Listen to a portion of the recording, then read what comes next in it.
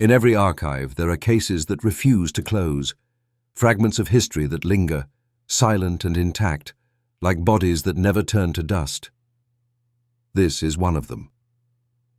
For more than a century, the story of the Bride of New Orleans has drifted between science and superstition, a woman who collapsed on her wedding day and whose body never decomposed. Her name was Eleanor Devereaux. Her silence became legend. What follows is the conclusion of her case, the final reports, the last surviving documents, and the evidence that still defies every explanation. You're watching Forgotten Chronicles, where the dead still speak through what they left behind. Subscribe if you haven't already, not for stories, but for the records that were never meant to be found. New Orleans, 1849, a city suspended between reason and superstition, between the gleam of prosperity and the slow rot beneath it. Records from the Times-Picayune speak of riverboats crowding the Mississippi, of perfume merchants and silk traders who called the French Quarter their kingdom. Yet behind the perfume lingered another scent, the faint, medicinal trace of chloroform and of old graves disturbed by the rains. In this year, the city counted nearly 120,000 souls, many of them newcomers, many more already claimed by fever. Doctors called it miasma, bad air rising from the swamp. But the older families still named it curse. They said the soil itself remembered the dead, and each summer it reached upward to reclaim the living. The Devereaux family had survived those summers. They were merchants in textiles and sugar importation, one of the few Creole families to maintain both fortune and reputation after the great epidemics of the previous decade. Their house on Rue Chartres stood 3 stories tall, painted a severe grey trimmed with ivory shutters. The facade looked outward to the cathedral square, as if to remind parishioners that commerce and salvation could share the same street. Their only daughter, Eleanor Devereaux, was 19. Contemporary descriptions mention a poise beyond her years and an expression of melancholy gentleness. Her education was European, her manner restrained. Her portrait, completed by a local painter in March of that year, now lost. Only a lithograph survives, showing a young woman turned slightly from view, one hand resting on a prayer book, the other on a white magnolia. That spring, the Devereaux announced her engagement to Nathaniel Rochefort, heir to a banking firm with offices in Paris and Havana. It was said the union would merge land and capital, tradition and modernity. Parish bulletins noted the ceremony as to be held in St. Louis Cathedral, attended by all respectable families of standing. But if one examines the social ledgers of 1849, the optimism appears fragile. Between January and June, rainfall had been unrelenting. Floodwaters rose in the Garden District, mosquitoes thickened over the canals, and the hospital registers list an increase in fever cases among servants and dock workers. In letters preserved by the Archdiocese, a priest wrote that the air about the quarter hangs like damp linen, heavy and watchful. Eleanor's mother, Madame Celeste Devereaux, recorded preparations for the wedding in her household inventory. Entries note imported candles, linen from Marseille, and an ivory-handled parasol ordered through the Rochefort firm. The expenditure columns end abruptly on June 18th, 3 days before the ceremony. No reason given. Those who later investigated the case remarked that small omissions such as this form the negative space of history. What is absent becomes the outline of what happened. In the public imagination, New Orleans was a city of contrasts. Opera houses and voodoo rituals, Catholic masses and Creole superstition shared the same dusk. Even educated citizens still pinned charms above their doorways, whispered to avert illness, and paid women known as les Mesdames Grises for protection mixtures. Science coexisted uneasily with these beliefs. The city's first chemical laboratory had opened the previous year, and physicians were experimenting with galvanic therapy, applying small electric currents to revive torpor. Among these physicians was Dr. Armand Delacroix, who would later become an unwilling witness in the Devereaux affair. He described the city as a grand theatre where faith and infection perform the same tragedy each season. Into this theatre, Eleanor moved like an apparition of purity. Her appearances at charity gatherings drew attention not for extravagance, but restraint. She favoured pale dresses, unadorned jewellery, and spoke little in company. According to a surviving letter from a guest at the Rochefort dinner of May 1849, the young lady seems almost too calm for her age, as if listening to a music no one else hears. Such remarks, in retrospect, acquire weight they did not possess at the time. The union between Eleanor and Nathaniel symbolized renewal, two houses joining to restore stability to a city long accustomed to mourning. Invitations carried embossed seals, the menu included imported champagne, and musicians from Paris were contracted for the evening reception. Yet among servants there circulated a quieter rumour, that the bride had been ill for weeks, that she tired easily, that she sometimes awoke unable to move her fingers. These accounts remain unverified, drawn from oral histories collected decades later by a folklorist from Tulane University. Still, they suggest a physical fragility preceding the event that would later define her legend. In the census logs, Eleanor is listed simply as female, unmarried, occupation blank. A small notation in the margin, pending marriage license. The next update, made in 1850, leaves the line empty. At this distance, her life appears framed by omission. Every document that should continue her story stops abruptly in 1849. What remains are fragments: a copy of the church schedule, a receipt for magnolia garlands, the recollection of a guest who claimed that, as the final week approached, the house seemed to breathe slower, as though anticipating something. From the architectural surveys, we know the Devereaux mansion faced the river, its balconies shielded by lacework iron. Inside, the ballroom was fitted with mirrors imported from France in 1820, the same mirrors later rumoured to have clouded during the ceremony. But that is for another chapter. At this point in the record, Eleanor still walks the galleries of her home, her footsteps light upon marble floors warmed by the June heat. Servants carry linens through corridors scented with candle wax and magnolia oil. The city outside hums with carriages and the distant toll of cathedral bells marking the Angelus. Observers at the time might have seen only the surface, a prosperous household in anticipation of celebration. Yet a closer look at letters exchanged between the Rochefort and Devereaux households reveals tension. A banker's note dated June the 10th requests a delay in funds for medicinal expenses. Another mentions the bride's recurring faintness. None of these minor concerns would have seemed remarkable in a city where illness was constant, but hindsight turns such details into harbingers. The climate of 1849 New Orleans offered no mercy. Heat bloomed in stagnant courtyards, spreading spores across damp plaster walls. Physicians recorded cases of cutaneous hardening, an obscure reaction to mineral water or arsenic exposure. The term appears twice in Dr. Delacroix's notebooks, each time beside the initials E.D. The pages that might have elaborated are missing. Still, his surviving correspondence outlines a city wrestling with the limits of explanation. He writes, "We classify, we diagnose, yet what we name does not obey us. The body is faithful to laws older than reason." Such words would later read as prophecy. Eleanor's engagement continued despite any whispered ailment. By early June, the cathedral registry lists the rehearsal schedule, choir arrangements, and official witnesses. Among them, Dr. Delacroix himself, present not as physician but as family acquaintance. On June 20th, the morning edition of the Times-Picayune carried a brief notice: "Marriage of Miss Eleanor Devereaux to Mr. Nathaniel Rochefort, to be celebrated this evening at 8. It would be the last public record written while she was alive.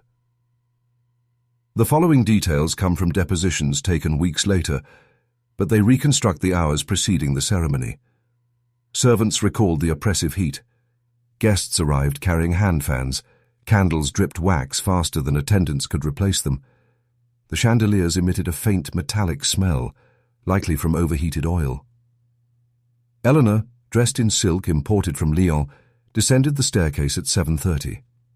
Witnesses described her expression as serene, though one noted that a flush came and went like fever beneath the skin. It was then that someone remarked, perhaps jokingly, that the air in the room felt colder than outside. No one thought to question it. The line appears again and again in testimonies. The house felt colder that day. Archival commentary interprets this not as supernatural occurrence, but as the brain's memory of contrast, the human tendency to impose meaning after shock. Yet, as the city's temperature that evening was recorded at 93 degrees, the remark persists like a residue. No analysis can dissolve. In that moment, all evidence suggests the house itself held its breath.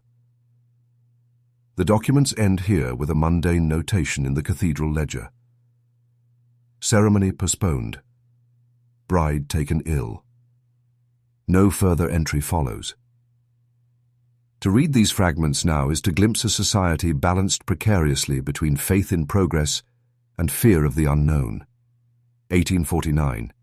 New Orleans considered itself modern, a port of commerce, a city of science. Yet its citizens still turned to charms, to candles, to whispered prayers when faced with what defied understanding. Eleanor Devereaux's story would become the boundary where those worlds collided. For now she remains the promise of a marriage not yet broken, standing before the mirror that would outlast her, beneath chandeliers trembling with unseen weight.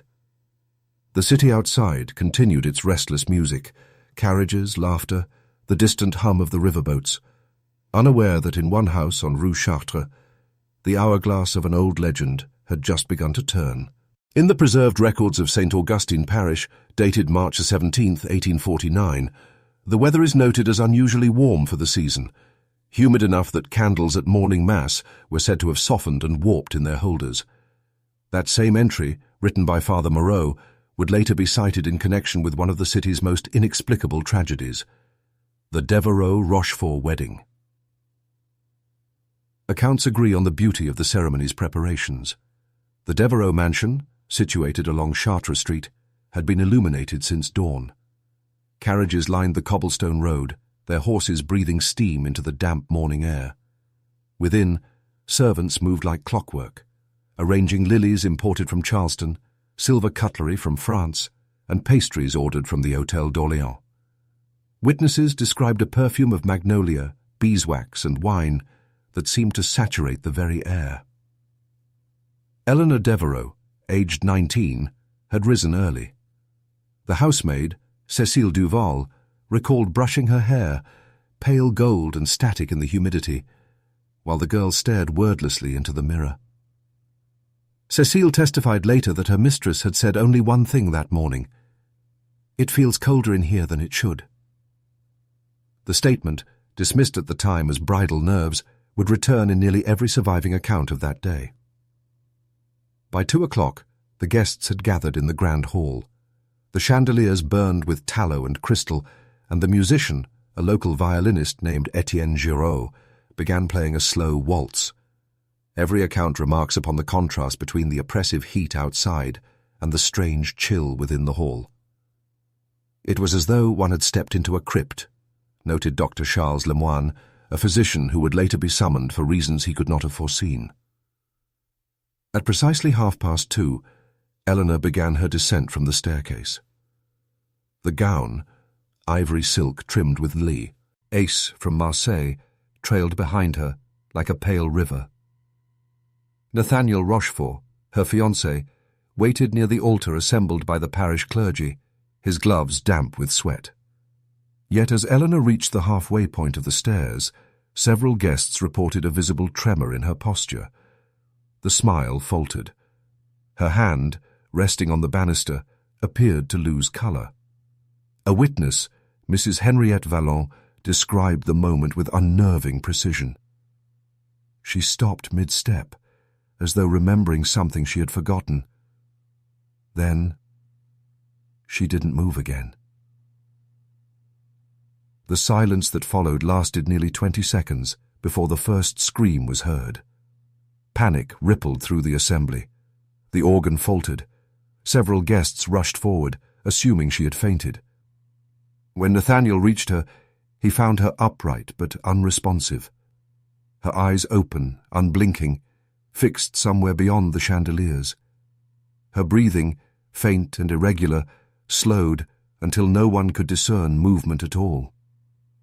Dr. Lemoine, assisted by another physician, Dr. Fournier, attempted to check her pulse. It was present barely, but the skin was noted to be unusually cool to the touch, not the warmth of life, nor the chill of death. In his later notes, Lemoine compared the sensation to marble under candlelight. Efforts to revive her were conventional for the time. Sal volatile under the nose, water sprinkled across the face, loosening of the corset. None succeeded. By 3 o'clock, her body remained pliant but motionless. By 4, as the sun fell low over the French Quarter, witnesses reported that her skin had begun to take on a faint opacity. A maid, in her deposition, claimed the bride's color shifted from rose to alabaster. The household priest administered last rites, though even he expressed uncertainty as to whether she was dead. The candle flames flickered lower, despite the absence of a breeze. The assembled guests, among them city officials and merchants, gradually withdrew, leaving only the physicians, the family, and a growing sense of disbelief. By nightfall, the transformation had accelerated. Dr. Lemoine's final observation, written in a notebook preserved at Tulane's archives, reads, "At 8 o'clock her skin had hardened, as though the surface itself were calcifying. The body retained form but not flesh. The girl appeared sculpted, a human figure rendered in stone, yet retaining warmth within." Her mother, overcome with shock, refused to allow burial. The family ordered that Eleanor be kept within her chamber, under the care of the church and medical observers. The wedding hall was sealed, and the chandeliers extinguished. In the weeks that followed, rumors spread across New Orleans. Whispers of Creole curses, of a physician's experiment gone wrong, of the sin of pride punished by divine hand. But none could explain the singular fact recorded by every witness present. Eleanor Devereaux, who had once breathed and smiled, now stood frozen in place, her eyes fixed open, her body neither decomposing nor living. Time, it seemed, had simply stopped for her. As dawn broke the next morning, the Devereaux estate fell silent. The guests were gone. The flower, wilted, but in the upstairs chamber, the bride still stood, her figure unmoving, her expression serene. Within days, curiosity would turn to obsession. Physicians, priests, and even foreign scholars would come to examine what the newspapers called the marble bride of Chartres Street. And beneath that calm exterior, the question remained unanswered. Was she dead? Or had something older, stranger, and far less human taken hold of her flesh? In the days following the collapse of Eleanor Devereaux, the Devereaux mansion on Chartres Street ceased to be a home. It became a case study. The family, once envied for their wealth and refinement, now presided over something that neither medicine nor faith could interpret. The event was recorded by the Daily Picayune on March the 19th, 1849, under the restrained headline, "A Curious State of Suspended Vitality, Miss Devereaux's Extraordinary Condition." No other article from that year would attract as much discussion or censorship. Within 48 hours, 3 physicians had been called to observe the body: Dr. Charles Lemoine, Dr. Henri Fournier, and Dr. John M. Barrow, an American physician affiliated with the Charity Hospital. Their joint examination, conducted on March 18th at approximately 9 a.m., remains one of the earliest documented attempts to analyze what newspapers would later call living petrifaction. The examination was performed under candlelight. The shutters had been drawn to prevent heat or sunlight from disturbing the room's atmosphere. Witness accounts state that the chamber retained a strange chill, the air stagnant, the scent of flowers faintly souring from decay. Eleanor's figure remained precisely as it had been found, upright, eyes open, hands relaxed before her. The skin exhibited a pale gloss, similar to fine porcelain. Dr. Lemoyne's notes, preserved partially in the New Orleans Medical Archives, describe the first impressions. The subject presents no odor of decomposition. Cutaneous surface cool and unresponsive, yet neither rigid nor pliable, a resistance akin to polished stone. No lividity observed. Pulse absent at the wrist, carotid and temple, breathing undetectable by mirror test. Yet faint warmth persists along the thoracic cavity, as though heat lingers within the sternum. Fournier, writing separately, disagreed. He noted that while the body was neither decomposing nor entirely lifeless, the preservation seemed too rapid and uniform to align with known physiological processes. He proposed the possibility of rapid subcutaneous calcification, perhaps induced by a chemical exposure or unknown environmental factor. The third observer, Dr. Barrow, was less cautious. His private letter to a colleague in Boston reads, "I have seen paralysis, catalepsy, rigor, and certain catatonic states brought on by fright. This, however, is none of those. The girl is not dead, nor alive. The tissues resist the scalpel. The skin yields no mark under pressure, yet the eyes retain a faint, glassy movement when light shifts. It is a phenomenon without precedent." All three men submitted reports to the parish council. None could reach agreement on the cause. Over the following week, subtle changes continued to occur. The softness once noted around the joints began to vanish. Her limbs, though unchanged in position, no longer yielded when tested.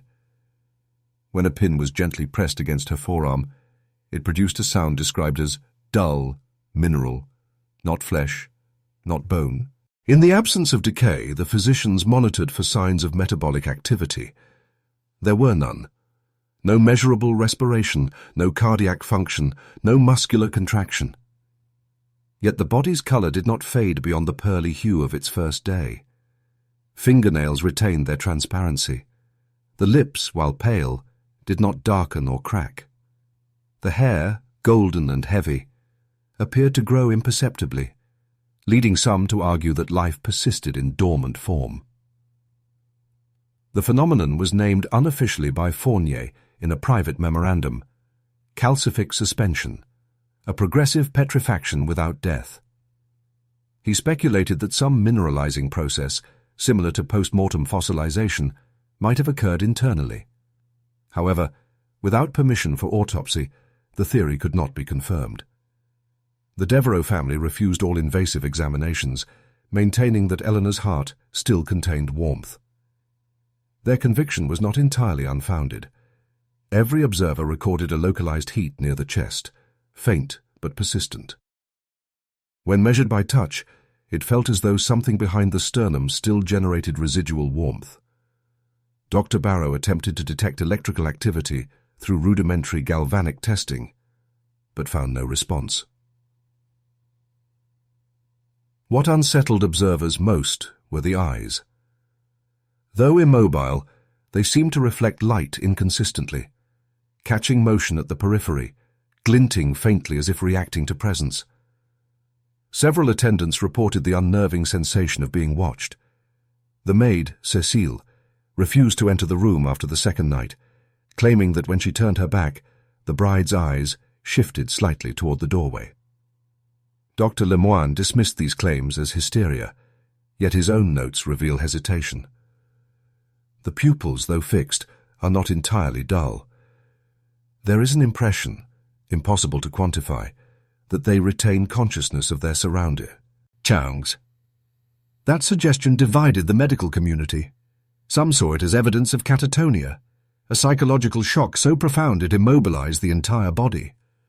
Others argued it indicated that the subject, though chemically transformed, remained biologically viable, a suspended state akin to deep hypothermic stasis. But no known mechanism could account for the preservation of tissue texture and form. In all recorded history, no human body had calcified without external agents or decomposition. On March 23rd, the physicians formally requested permission for post-mortem study. The Devereaux patriarch, Etienne Devereaux, refused. His written reply survives in the city archive. "My daughter sleeps. The Lord will wake her when he sees fit. To cut into her flesh is to murder what remains." From that moment, the case ceased to be medical and became private. The physicians were dismissed. The windows were sealed. The room, once fragrant with flowers and candles, was converted into a mausoleum. Only the family's chaplain was allowed entry, to pray over her twice a week. Dr. Barrow, in defiance of the family's wishes, attempted to revisit the house weeks later. He was turned away. In his final letter on the matter, he wrote, "I do not believe she is dead. I believe she is entombed within herself, a body transformed into its own vessel." His statement, published anonymously in the Medical Register of 1850, was met with ridicule. Yet it would inspire later investigations into phenomena of suspended animation, cataleptic trance, and spontaneous preservation, fields that, even today, trace their earliest modern mention to the Devereaux incident. By May of 1849, newspaper attention had waned. The Devereaux estate had closed its doors. Parish rumours claimed that Eleanor's condition had stabilized. No further changes, no decay. One journal, Le Courrier de la Louisiane, reported that the bride now stands under glass, preserved by her family's faith. The article was withdrawn a week later, allegedly at the family's insistence. For historians, what remains are fragments, contradictory testimonies, inconsistent descriptions, and a trail of official silence. Yet every surviving source agrees on the final state of the body. The subject's dermal surface is smooth, lustrous, resembling marble in color and temperature, musculature immobile yet intact, no decomposition at 6 wambulauds, ex post-collapse, no odor, no exudation, no sign of life nor of death. The phenomenon of living petrifaction was never explained. After the withdrawal of the physicians, the Devereaux family sealed the upper chamber entirely. Servants were forbidden to enter. Curtains were nailed shut. Only a single key existed, kept by the matriarch herself. From the street below, neighbours reported the flicker of candlelight from behind the shutters, and sometimes, faintly, the sound of movement within. But when questioned, the family denied all. To the city, Eleanor Devereaux was gone. To her family, she remained, untouched, unchanged, and waiting. And in that sealed room, preserved from sunlight and time, the marble bride of New Orleans would become something more than legend, an enigma that neither faith nor science could bring to rest. After the physician's departure in the spring of 1849, the Devereaux mansion withdrew from the city. The shutters were closed and never reopened. Curtains remained drawn against the southern light that once illuminated the long hallways of the house on Chartres Street.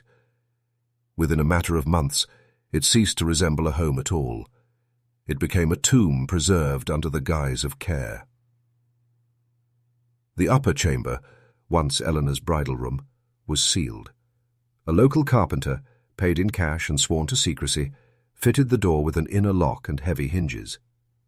Only the matriarch, Madame Devereaux, possessed the key.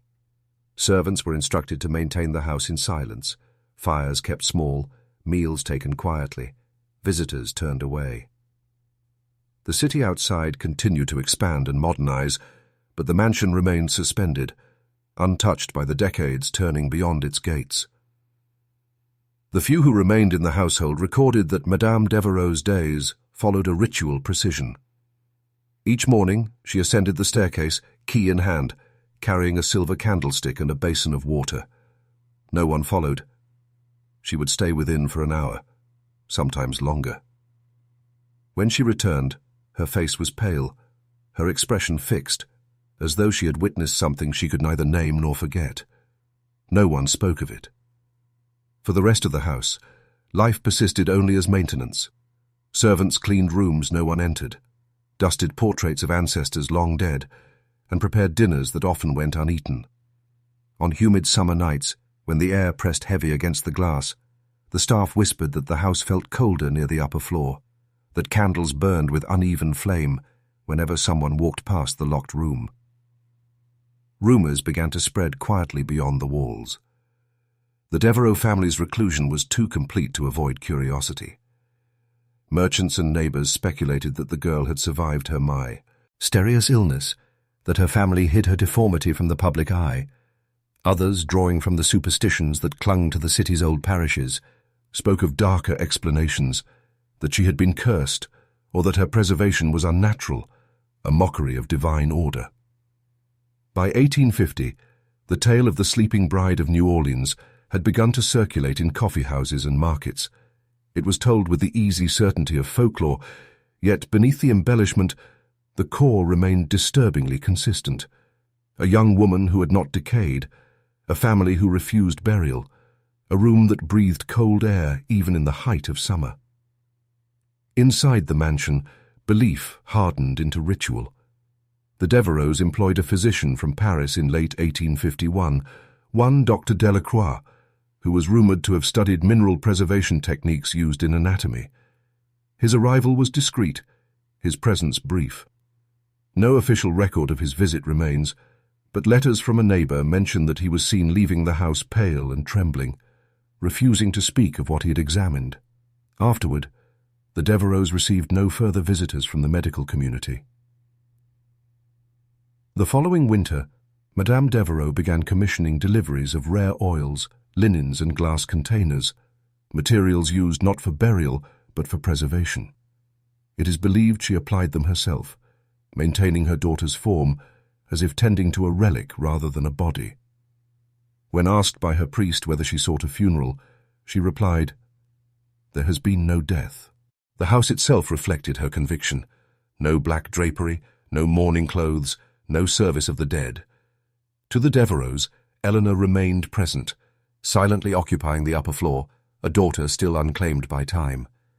Guests who returned years later noted that Madame Devereaux's hair had turned white, and her voice grown faint, but her habits never changed. She ascended the same staircase each morning. The locked door never opened to another hand. It was during these years that the mansion's atmosphere transformed from silence to superstition. Servants left without notice, citing unease. One wrote, before departing, that she heard the faint sound of music where none played, a melody, soft and distant, drifting from the sealed room at midnight. Another claimed to see movement behind the lace curtains, as though a veil had been lifted and replaced again. Such accounts, though unverified, multiplied. The mansion's reputation shifted from curiosity to omen. Passers-by crossed the street rather than walk beneath its shuttered windows. Children were warned not to linger by its gates. The house became a point of reference in whispered conversation, a physical reminder of grief that had refused to complete itself. By 1852, even the remaining household staff rarely ventured upstairs. The air, they said, grew heavy there, dense with a chill that clung to clothing and skin. Some described mirrors fogging without reason, their surfaces clouding over when anyone approached the landing. These claims were dismissed by outsiders as hysteria, yet they persisted with consistency across unrelated testimonies. For the city's scholars, what little could be gleaned from rumour was of great interest. The phenomenon of living petrifaction, once a single event, had now acquired a mythology. Local journals speculated that Eleanor's body was being preserved by natural minerals in the air, a theory that found no support but persisted nonetheless. Clergy spoke of divine punishment, of pride defying mortality. A few foreign physicians requested access to study her, but all were denied entry. The Devereaux name, once prominent in trade and society, faded from civic records. By 1853, property taxes were still paid, an indication that the estate remained occupied, but public appearances ceased entirely. The family was not seen at Mass. Their carriages no longer appeared at the opera or the marketplace. The mansion, veiled in ivy and silence, stood as a hollow remnant of a family consumed by its own belief. Then came the summer of 1853, the year cholera returned to New Orleans. The epidemic, swift and merciless, reduced entire parishes to mourning. Streets once crowded with carriages were lined instead with hearses. The disease struck indiscriminately, moving from the river wards inward. When it reached Chartres Street, most households fled to the countryside. The Devereaux did not flee. Whether through devotion or denial, they remained behind closed doors. Witnesses noted smoke rising from the chimneys, even as neighboring homes were boarded shut. For weeks, nothing was seen or heard. Then, one morning in August, a cart was observed departing the mansion bearing trunks, silver, and linen. No passengers. After that, the house went dark. Neighbors assumed the family had finally evacuated, leaving their possessions behind. But when the epidemic subsided months later and parish officials attempted to contact the Devereaux, no reply came. The doors were locked, the windows barred. The mansion stood empty. And within that silence, sealed in her chamber, Eleanor Devereaux remained. The city, preoccupied with loss and recovery, gradually forgot the house. Its legend persisted only in fragments, stories of servants who had fled, of priests who refused to enter, of a bride who never decayed. Over time, her name slipped from record, replaced by phrases like the sleeping bride or the bride of Marble Street, a distortion born of retelling. What endures from those years is to evidence, but absence. No document, no photograph, no verified account of what lay beyond that locked door has ever been recovered.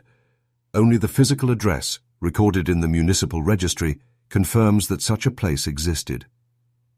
The locked room years remain the most silent period of the entire case. 10 years of darkness in which life, death, and memory coexisted under one roof, sustained by devotion that refused to yield. And when the cholera epidemic swept through the quarter, taking the last of the family with it, the mansion was left to its own decay, its shutters closed, its air unmoving, and its secret undisturbed. Inside, untouched by heat or time, the marble bride waited. The rediscovery occurred in the spring of 1868, when the Devereaux estate, long uninhabited and reduced to ruin, was entered by a small group of men tasked with reclaiming valuables from what remained. The cholera years had erased nearly all trace of the family. Servants dismissed, creditors unpaid, and the property left to decay. The once proud mansion on Rue Saint-Charles had become a mausoleum of dust and silence. Ivy pressed through window frames. The grand staircase, once polished to mirror brightness, sagged under the weight of decades. Their entry was not formal. The front doors, swollen by humidity, had to be forced open with a crowbar. What greeted them was less the ruin of a home than the aftermath of suspension. Objects exactly where they had been left, chairs still angled toward the hearth, a table still set for a meal that never came. They recorded the air as dense, unmoving, faintly metallic. One of the men, identified later in parish records as Émile Gautier, wrote in his field journal that it was as though the house had been waiting, eyes closed, holding its breath. For several hours they moved cautiously through the lower floors, cataloguing silver, broken frames, and decayed upholstery. Every sound carried unnaturally. A single dropped coin rang through the corridors like a church bell. But when they reached the upper hall, the one sealed behind 2 rusted locks, they encountered something different. The air grew markedly colder, though no windows were open. A faint scent of candle wax lingered, as though something had burned recently, yet no soot marked the walls. The locks resisted, but not for long. Once breached, the door opened inward on a whisper of air so stale that one of the men coughed for several minutes. They described the room as peculiarly preserved. Curtains hung intact, their edges unfrayed, A table of French walnut stood out, touched by dust. Even the lace upon the pillow retained its whiteness. At the far end, near the tall, shuttered window, stood what they first mistook for a statue. She was positioned slightly to the right of the sill, one hand resting against the wood, the other loosely at her side.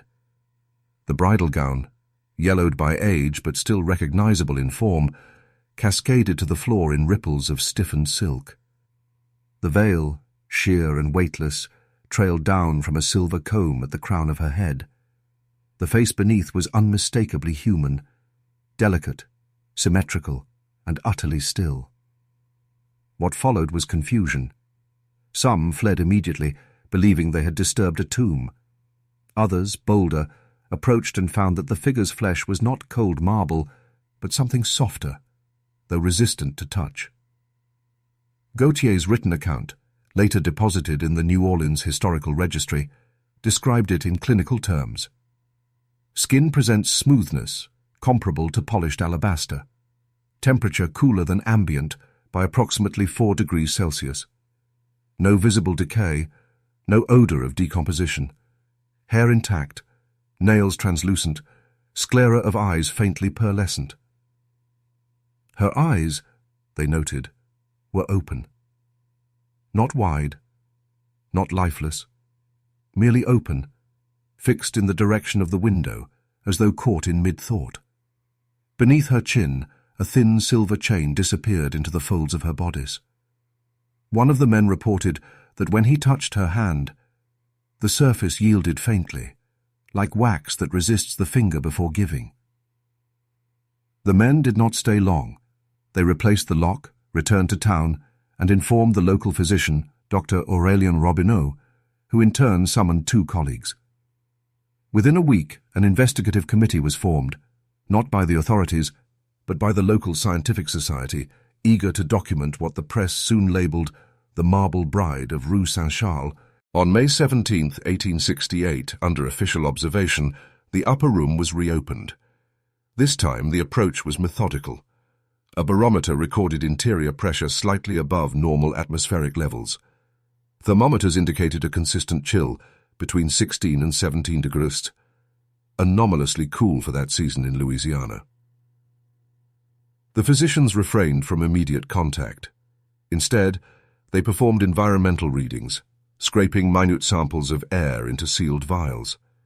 Subsequent laboratory examination revealed a near absence of microbial life. No spores, no bacteria, no decay-promoting organisms. Even within the fibers of her dress, no mold colonies were found. It was concluded that the room had somehow maintained a self-contained atmosphere, one resistant to the natural processes of corruption.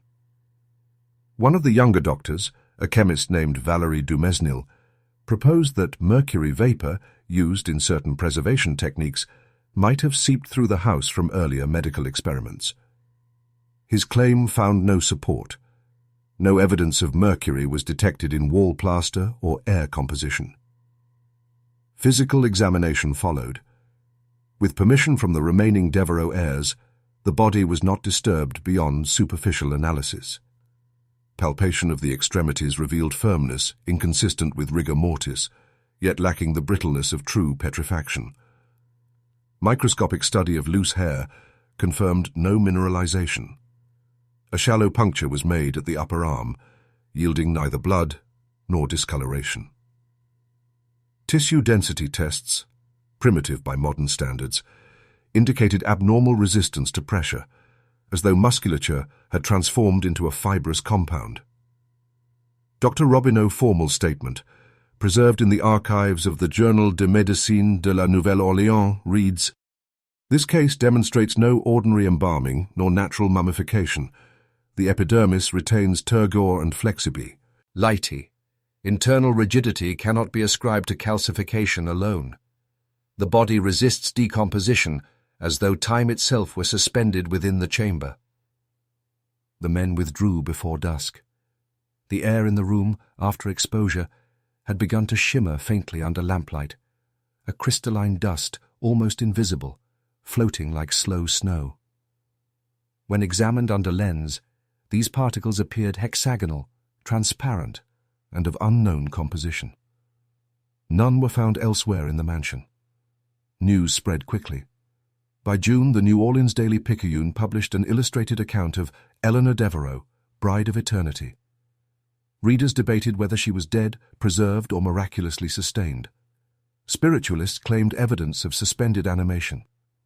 Physicians countered with talk of rare mineral disorders, cataleptic trance, or accidental preservation through environmental factors. Crowds gathered at the estate gates. Some prayed, others protested. The church issued no formal statement, though the archdiocese privately requested the chamber remain sealed to avoid disturbance of a possible sanctity. Throughout the summer, samples from the room continued to yield anomalous results. Air condensate collected near the window revealed microscopic filaments, crystalline yet organic in origin. Dumesnil theorized that prolonged humidity and mineral seepage from the riverbed had formed a preservative vapor unique to that microclimate. Others dismissed this as wishful speculation. By autumn, the site was officially closed. Authorities cited hygienic reasons, though none were observed. The Devereaux heirs authorized limited visitation for academic study only. Records indicate that at least 3 European physicians traveled to New Orleans that year to witness the phenomenon firsthand. One, Dr. Karl von Meinhard of Vienna, later published a report suggesting that pseudo-mineralization of living tissue could occur through gradual replacement of organic matter by calcium phosphate, a process normally requiring centuries. His theory, though elegant, failed to explain the persistent warmth detected near the subject's sternum. Temperature measurements, repeated several times, confirmed a mild internal heat source. No cardiac motion or respiration was observed, yet the chest region consistently registered 2 degrees higher than the surrounding air. This finding remained unresolved. After the final inspection of 1870, the Devereaux mansion was sealed once again. The family, facing insolvency, forbade further disturbance. The last recorded entry in the parish ledger notes, "The bride remains undisturbed in the upper room, standing as found. The windows shuttered, the air unaltered. No interment requested." Subsequent accounts from caretakers mention the continued absence of decay. One, dated 1878, describes entering briefly to verify structural integrity. No dust upon her veil, no cobweb across her hands. The mirror beside her reflects not time, but the same pale image. It is as though she stands outside of season, belonging neither to the quick nor the dead. In 1883, following the structural collapse of the western wing, the estate was condemned. When workers arrived to demolish the remnants, the upper chamber had already sealed itself once more, windows locked from within, hinges fused by oxidation. The interior was never documented again, all told. Hat remains of the records, physician notes, chemical analyses, and the delicate plaster cast of her left hand, preserved in the Louisiana Medical Archive. The cast retains the faint impression of skin texture, pores visible under magnification, as though belonging to the living. The rediscovery of Eleanor Devereaux remains among the most meticulously documented anomalies of the 19th century. Unlike most legends, it carries the weight of procedure, thermometers, chemical assays, barometric readings. Yet every measurement only deepens the uncertainty. No one can account for the room's sterile air, nor the crystalline particles that seem to materialize and dissolve under light. No one has replicated the conditions described. Attempts to locate the preserved body after 1883 have failed.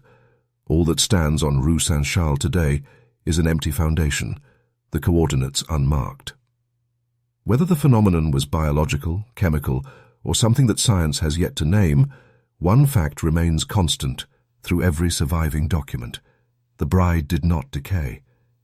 She endured in silence, untouched by time, the solitary witness to an era that forgot her, but never escaped her stillness. The arrival of Dr. Lucien Barthez in New Orleans was documented on January 14, 1869, aboard the Aubépine, a vessel carrying physicians and scholars from Marseille to Havana, then onward to Louisiana. Barthez was 42, a chemist trained at the École de Médecine in Paris, formerly employed at the Laboratoire de Pathologie Chimique. His colleagues later wrote, "Lingered too long between the measurable and the forbidden." He had studied tissue mineralization, embalming fluids, and the curious boundary between biological preservation and inorganic conversion. When the reports of La Mariée de Marbre reached Europe, Barthez requested formal authorization to investigate. His petition, addressed to the Société de Biologie, stated plainly, "If the accounts are even half accurate, we are faced not with a superstition, but a phenomenon of physical chemistry manifest in the human frame. It would be derelict of science to yield such ground to faith." He arrived with 3 crates of instruments, mercury barometers, retorts, a brass microbalance, and a portable galvanometer of his own design. His letters describe him as neither skeptic nor believer, merely a man in pursuit of equilibrium between the animate and the inert. Access to the Devereaux chamber was granted reluctantly. By then, the mansion had been under limited academic oversight, and only 2 individuals were permitted entry at a time.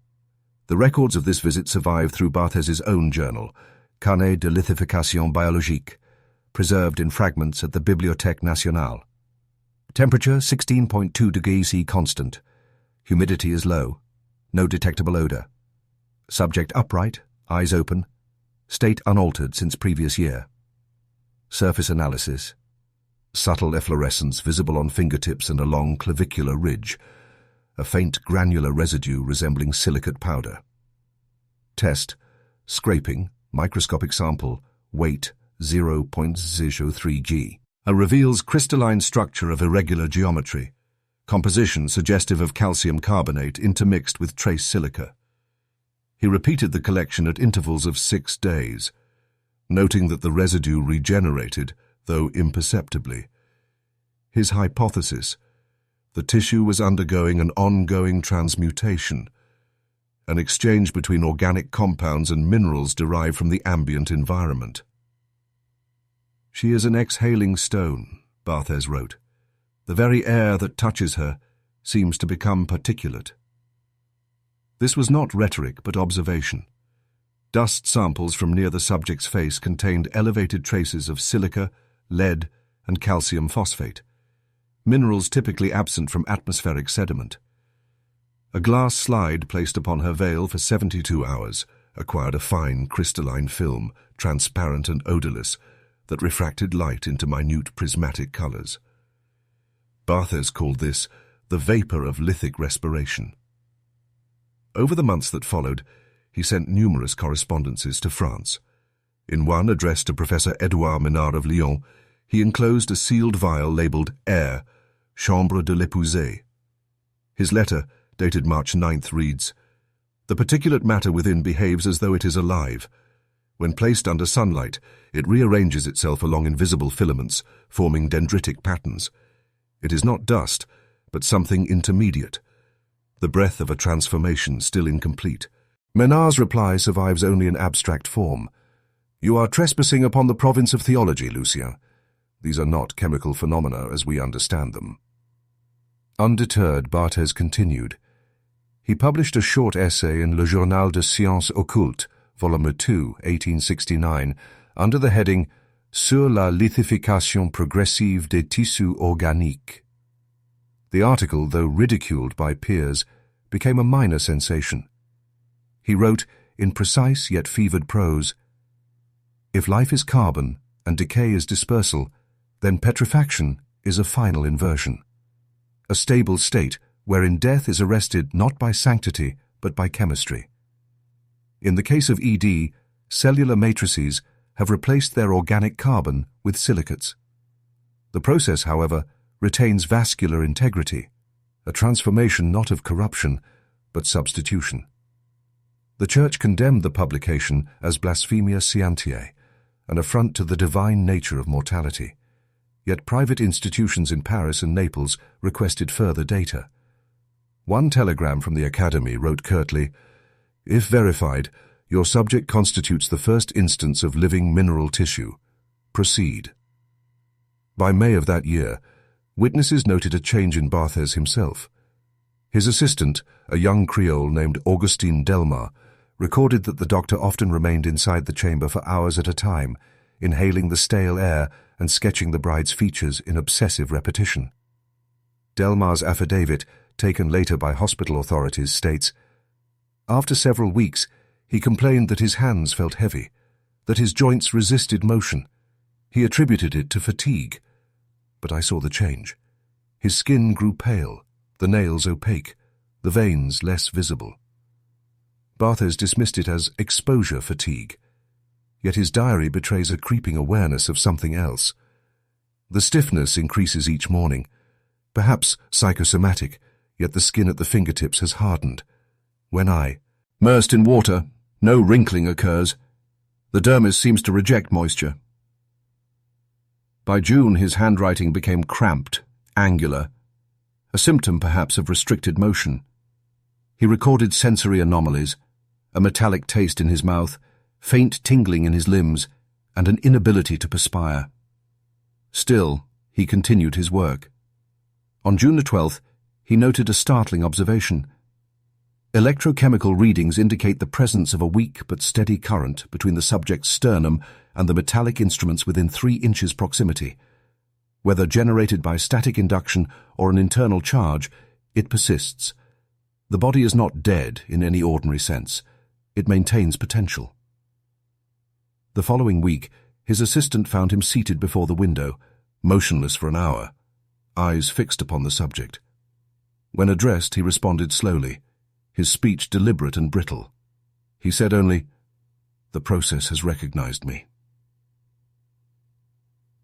Dr. Lucien Barthez was admitted to the Hotel Dieu infirmary on September 28th, following collapse in his quarters. Admission notes by Dr. Henri Latour describe the condition. The patient exhibits remarkable rigidity of extremities, skin cool to touch, coloration ashen with pearlescent hue. Joints resist articulation, though muscles retain tension. Pulse weak but consistent. Pupils are responsive. Laboratory analysis of skin samples showed elevated concentrations of calcium and silica. Under magnification, epidermal layers appeared stratified, as though mineral deposition had occurred within living tissue. Latour's addendum, dated October the 4th, observes, "No precedent in medical literature. Tissue resists incision. Chemical etching yields faint vapor, scent metallic. Patient conscious, complains of burning cold within the bones." Despite treatment with quinine and mercury compounds, Barthez's condition worsened. His fingers fused partially at the joints. His face assumed an immobile serenity, resembling, as one orderly noted, the very subject of his obsession. He continued dictation until the final week. The last entry, preserved by the hospital clerk, reads, "If transformation is chemical, then contagion is possible. The agent may be airborne, mineral, or conceptual, an exchange between observer and observed. I have inhaled too deeply the stillness of that chamber." He died October 19th, 1869. Post-mortem examination, partial, limited by tissue resistance, reported ossification beyond normal limits and an absence of decay after 24 hours. The corpse remained flexible but unyielding, skin pale and reflective under lamplight. Dr. Latour refused further dissection. He sealed the body and ordered it interred under lime. Within months, the Journal de Sciences Occultes ceased publication. The Church, citing the desecration of death through false science, prohibited further study of the case. The Devereaux estate was closed once again, this time under both civil and ecclesiastical order. Barthez's remaining instruments were confiscated and stored in a municipal archive. Years later, during an inventory, a curator noted that several glass retorts contained fine crystalline deposits identical to those described in Barthez's papers, hexagonal, translucent, slightly phosphorescent in dark conditions. None could explain their persistence. In 1871, the Academy issued a brief statement disavowing his conclusions. The so-called lithification of organic matter remains unverified. No evidence exists of mineral contagion or biochemical petrifaction. The The death of Dr. Barthes was the result of natural paralysis and delusion. Yet among the few surviving correspondences, a private note from Dr. Lato, to his colleague Menard, betrays another view. When I touched his arm, it was like porcelain, not skin. The scalpel could not pierce it. Whatever seized him was not madness nor disease, but the same quiet process that claimed the bride. The letter was never published. In 1901, the Louisiana Medical Review revisited the case as part of a retrospective on anomalous preservation. The editor, Dr. Charles Riley, concluded, "If Barthes's notes are authentic, they document the first recorded instance of inorganic transmutation within living tissue. Whether caused by environmental exposure, chemical contamination, or psychosomatic influence, the result defies ordinary pathology." He added, almost reluctantly, "Both subjects, the woman and her investigator, ceased decay, yet neither achieved death. They lingered in that narrow corridor where chemistry and faith dissolve into silence." No subsequent researcher has verified the data. The samples attributed to Barthes disappeared from the municipal archives in 1912, likely lost during relocation. The location of his grave is unknown. From the fragments of his journals and the testimonies of those who knew him, one can trace the slow convergence between observer and subject.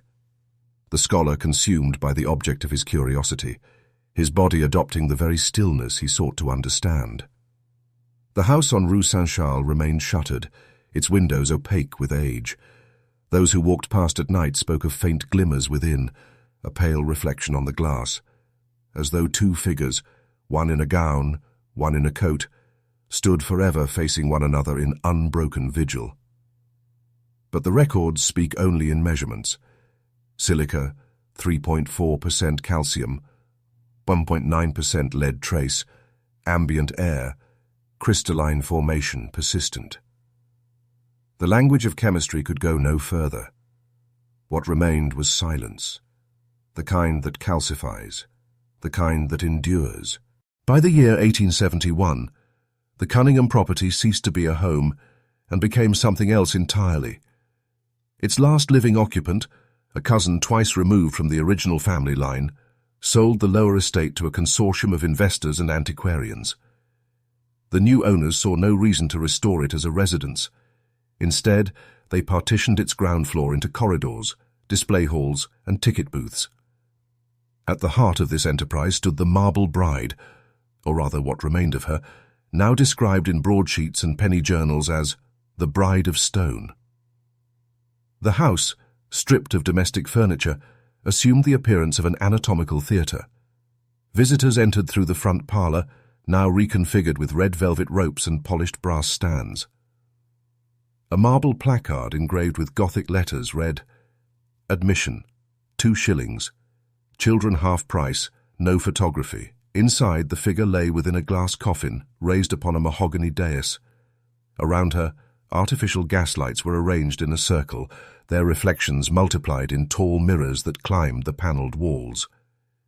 The effect, whether by design or by accident, produced the illusion of countless brides, infinite and motionless, suspended in an endless repetition of stillness. The scent of paraffin mingled with the faint odour of damp plaster. The Gazette of Albany described the arrangement as half cathedral, half curiosity shop, and claimed that the exhibit invites both devotion and disgust. The marble surface of the bride's face retained an unearthly translucence, not purely white, but faintly tinted by years of smoke and candle soot.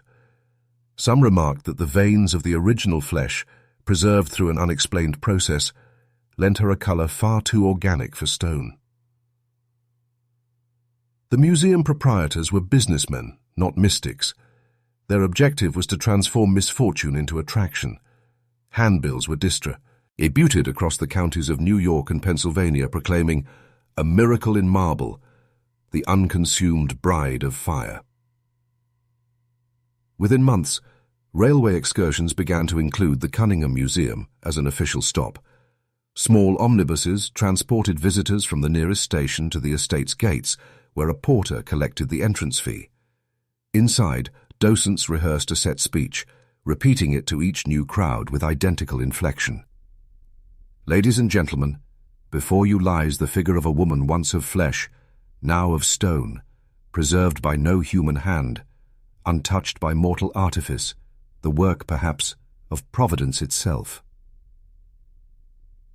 The description was deliberately ambiguous. The management neither confirmed nor denied the possibility of a supernatural event. The ambiguity sold tickets. Visitors moved slowly around the glass, whispering. Some crossed themselves. Others laughed nervously. According to the Troy Daily Press, March 1872, one woman fainted upon seeing the statue's lips part slightly as if to exhale. A clergyman present at the scene declared it a trick of light refracted through the case. Nonetheless, the rumor spread that the bride breathed once every hour, imperceptibly, but faithfully, like the ticking of a hidden clock. Contemporary accounts show how thoroughly 19th-century journalism absorbed the phenomenon. Between 1871 and 1874, at least 36 newspapers published descriptions, interviews, and testimonies regarding the exhibit. They varied in tone from solemn reverence to derisive skepticism. The Boston Weekly Intelligencer wrote, "She rests as though asleep, her features unmarred by decay. No sculptor claims her, no laboratory explains her. To behold her is to doubt the boundaries between matter and spirit." Meanwhile, the Philadelphia Courier responded with biting cynicism. "If the public's credulity may be purchased for 2 shillings, then marble itself shall soon learn to breathe for profit." In a more clinical review, Dr. Nathaniel Seaver, a physician from Hartford, inspected the statue under lantern light. His report, preserved in Transactions of the Eastern Anthropological Society, Volume V for 1873, concluded that the specimen presents neither calcified tissue nor true stone composition, but a hybrid substance of proteinous residue infiltrated with calcium carbonate. He hypothesized that the transformation might result from an unrecorded embalming method utilizing quicklime vapors. Theologians were less restrained. Reverend Elijah Prothero published a sermon entitled "The Bride of Stone, a Lesson in Divine Warning," wherein he claimed the preservation to be a judgment against vanity and delayed repentance. The sermon drew large congregations and was later sold as a pamphlet beside the museum ticket booth, an irony not lost on the skeptics. The interior atmosphere of the Cunningham Museum was meticulously orchestrated. A report from the Scientific American Monthly, June 1873, details the lighting apparatus. 12 gas lamps enclosed in frosted glass globes positioned to mimic daylight at dusk. This half-light produced a pallid shimmer across the figure's face, revealing subtle surface irregularities that gave the illusion of motion. Behind the display stood a mirrored wall intended to magnify the visual depth of the chamber. Visitors often mistook their own reflections for additional figures, a phenomenon recorded in multiple diaries of the Perry. "Odd. I perceived her eyes shift toward mine in the mirror," wrote Miss Caroline Ipswich in her travel notebook, 1872. "But when I turned, she was unaltered." It became customary for the docents to dim the lights every hour, allowing the glass case to glow faintly in the residual phosphorescence of the marble. Children screamed. Elderly women prayed. One evening, the building's electrical bell rang spontaneously without human contact. The attendants interpreted it as a sign of her approval. To understand the museum's success, one must consider the Victorian appetite for controlled horror, sanitized tragedy packaged as moral instruction. The 19th century witnessed an expanding market for death made aesthetic, post-mortem photography, mourning jewelry containing human hair, and embalmed curiosities exhibited in traveling shows. The Bride of Stone fit neatly into this culture. Souvenir medallions were minted bearing her likeness, along with small lithographs labeled "Preserved by Fire, the Eternal Bride." Vendors sold perfume sachets purportedly containing dust from her chamber, though most were ordinary talcum powder. Newspapers chronicled the influx of visitors. 327 paid entries recorded on the 14th of July, 1872, among them professors, preachers, and children of every age. An editorial from the Utica Observer lamented, That grief should be thus confined in glass and sold by the hour is an indignity peculiar to our modern age. We display what should be buried, and we call it enlightenment. The same piece noted that while profits rose, the surrounding village suffered from increased trespassing and petty theft. The museum employed guards to prevent souvenir hunters from chipping away fragments of the marble balustrade. The transmutation of the bride's body into stone, or something resembling it, generated dispute among professional societies. The New York Lyceum of Natural History convened a special session in 1873 to examine samples allegedly taken from the statue's enclosure. The resulting analysis proved inconclusive. The material contained organic carbon inconsistent with either marble or gypsum. Professor Jonathan Ware, a chemist from Yale, argued that an electrolytic phenomenon induced by subterranean gases might have fossilized the tissues. The press ridiculed this hypothesis, calling it alchemy in modern dress. In contrast, the Reverend Prothero continued to tour with his pamphlet, asserting that the phenomenon represented a corporeal echo of divine punishment. When questioned whether he had ever seen the statue firsthand, he replied, "I have no need to witness what faith already explains." Thus, the debate became less about evidence and more about the symbolic ownership of the unexplained, a contest between those who saw revelation and those who saw revenue. Ethnographically, the Cunningham exhibit resembled a secular pilgrimage. Visitors arrived not merely to observe, but to participate in a collective performance of awe. The queue that formed outside the estate on Sundays extended across the courtyard, resembling a line for communion. Each person, upon entry, enacted the same gestures: hushed voice, slow approach, invoice, voluntary shiver. The curators understood this choreography and maintained it meticulously. A brass bell signaled the beginning of each viewing cycle. Groups were limited to 15 individuals, ensuring silence. After precisely 10 minutes, the bell rang again, and the attendants ushered them out. A sign beside the exit instructed, "Please maintain reverence. The bride hears all." The choice of phrasing blurred the line between instruction and incantation.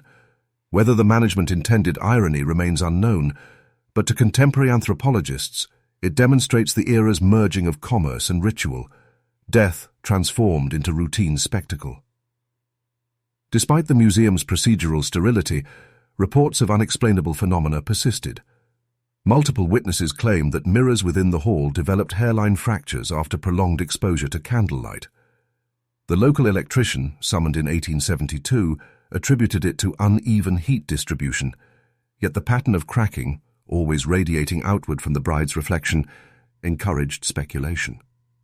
The New York Herald featured an article titled "The Bride Who Blinks," in which journalist Samuel Denton described how her reflection appeared to wink in delayed rhythm with his own. He later retracted the claim, stating it resulted from ocular fatigue, but the damage was done. Attendance doubled that week. Electric disturbances also plagued the building. Gas lamps flickered when the guide recited certain phrases. Metal railings discharged faint static shocks into the palms of visitors. Some reported hearing faint humming beneath the floorboards. The curator dismissed it as wind passing through the coal furnace ducts. Then, one summer night in 1875, the illusion met catastrophe. A kerosene lamp overturned in the upstairs drawing room, igniting drapery and timber. Flames spread rapidly through the upper floors. Witnesses descry bed pillars of black smoke visible from the village. The volunteers who attempted to extinguish the blaze reported that the heat melted the leaded windows as if they were wax. When dawn came, the structure's upper levels were nothing but skeletal beams and ash. Yet miraculously, the chamber containing the exhibit remained intact. The glass coffin had cracked from heat, but not shattered. The figure within was unscorched. Firemen and onlookers stood around her in silence as morning light filtered through the burned rafters. The curator, his hands still blackened with soot, declared to the reporters, "She is fireproof because she is pure." That declaration appeared in nearly every newspaper the next day. "Bride of Stone defies fire once more," proclaimed the Chicago Tribune. The incident transformed the exhibit from curiosity to legend. In the days that followed, visitors arrived not only to see her, but to touch the scorched floorboards surrounding her pedestal. Small pieces of charred wood were collected as relics. The museum rebuilt its facade within months, replacing the burnt roof with iron girders, a gesture toward permanence. Yet something in the tone of the press changed. What had once been marketed as entertainment now carried undertones of reverence, almost liturgical. Journalists described the room as a chapel of survival. Even the skeptical Dr. Seaver wrote again, admitting that the specimen's resistance to heat remains without precedent or analogue. From a modern anthropological perspective, the museum era of the Bride of Stone represents the transformation of private trauma into public catechism. A family tragedy, originally confined to rumor, was institutionalized through architecture, routine, and admission fees. The domestic sphere, once the site of mourning, was converted into a theatre of observation. What began as a moment of inexplicable preservation evolved into an early example of commercial myth-making. Each visitor, by purchasing a ticket, participated in the reproduction of belief. The display, with its glass maze, eras, and controlled silence, functioned as both stage and altar. The object itself, inert, mute, and endlessly reproducible through lithographs and newspaper engravings, became a reflection of the era's fascination with scientific spectacle and moralized wonder. In retrospect, the museum's curators were not chroniclers of mystery, but administrators of ritualized death. They preserved not the woman, but the economy of awe that surrounded her. And though their records are incomplete, one detail survives across all accounts. The room's temperature remained unnaturally cold, even in the height of summer. When the final census of the town was taken in 1876, the museum still drew hundreds each week. Yet the reports grew shorter, the tone more dismissive. Novelty fades, even when carved in stone. The Bride of Stone remained, unchanged, unburned, and unreadable. A relic of both faith and fraud. A monument not to life, nor to death, but to the Victorian conviction that everything, even silence, could be sold. By 1882, the Cunningham Museum had operated for a decade and a half. It had weathered controversy, fire, and the steady commerce of curiosity. Its ledgers showed profits and patrons. Its press clippings displayed both ridicule and reverence. Then, within a fortnight, the museum listed an absence it could not explain. The official sequence begins with a short municipal notice dated 3rd of July, 1882, Cunningham Museum, temporary closure for inventory and repair. The notation appears routine. Municipal clerks annotated the enclosure with the inspector's initials. No alarm was registered. Yet on the 12th of July, a subordinate entry appears, hand steadier, ink darker. Specimen removed from public display. No authority is given, no recipient listed. The line is underscored and then, in a different hand, annotated, "See shipment records." The shipment records do not exist. What survives in the archival trail is absence framed as process. Where one would expect bills of lading, customs declarations, or a receiving signature, there are only smudged margin notes and ink blots. The museum's shipping ledger, an otherwise meticulous volume recording crate dimensions, carrier names, and insurance clauses, contains a blank span across July and August of 1882. A later archivist would mark this as missing folios. An insurance policy, issued on the 25th of June, lists coverage for the main display case and interior fittings. The policy was cancelled on the 14th of July with a terse stamped note. Property removed. Client instruction. The insurer's correspondence file contains only one envelope, unopened, and a returned receipt marked, "Refused by addressee." Local police logs from the period add equivocal detail. On the night of the 13th July, a resident of the adjacent lane recorded an observation to Constable Henry Mallard. 2 large crates taken from Cunningham rear entrance about midnight. Covered men. Horses harnau. est en route. Mallard's notebook repeats the line and appends. Investigation incomplete. Owner denies unauthorized removal. The subsequent police inspection report is brief. No forced entry, goods declared proprietary to museum trustees, no theft suspected. The constable's later affidavit, however, states that when he visited the site the morning after, he found the museum doors unlatched and the loading ramp cleared of recent debris, as though work had taken place in the dark. Newspaper notices amplified confusion rather than clarifying it. Sensational columns spoke of a midnight conveyance, of crates moved under tarpaulins by men speaking a foreign tongue. The Provincial Courier ran a headline, "Bride transferred abroad." In print, witnesses were characteristically inconsistent. One anonymous correspondent claimed to have seen a shipping manifest listing Marseille as destination. Another swore the crates bore Vatican seals. No copy of such a manifest has ever been produced. A reporter for the City Ledger later admitted his story derived from a rumor overheard in a tavern. His editor attached a caveat that was seldom noticed by readers. The museum's own records, when available, are oddly circumspect. Trustees' minutes from June 1882 indicate discussions of curatorial realignment and overseas consultation. Minutes do not name institutions. One entry notes an approach from continental collectors, terms discussed. The document ends with a motion, authorized trustee to negotiate terms for conservation transfer. The motion was carried and recorded with signatures, 5 in total, yet the subsequent material trail ceases. The trustee supposed to effect the transfer, a Mr. Ambrose Hartley, drowned in the Mississippi 2 weeks later.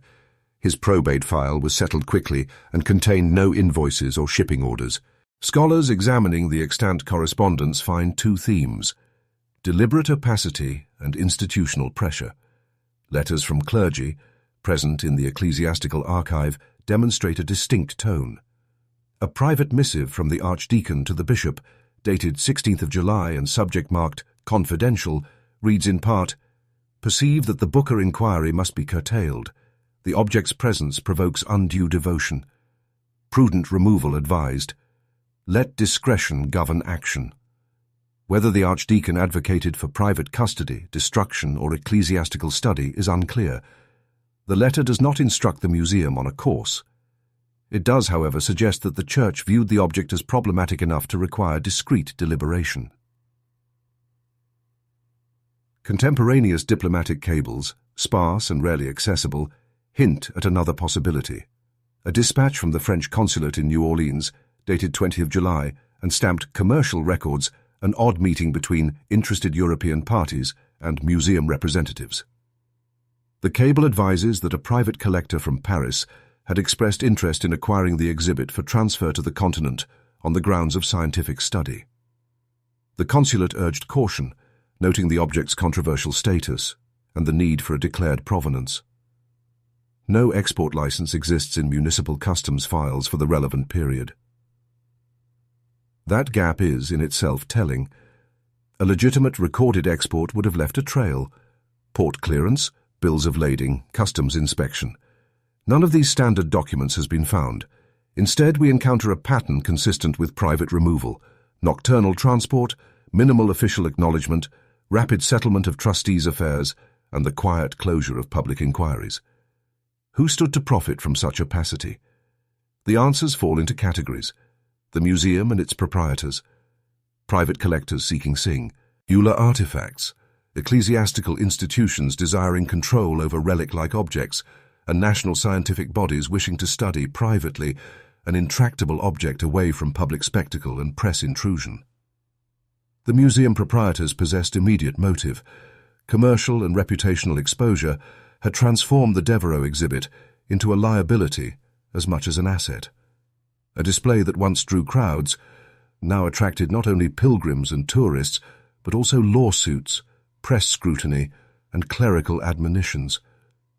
The expense of insurance and the threat of vandalism, already registered in prior incidents of souvenir theft, made continued public exhibition expensive and unpredictable.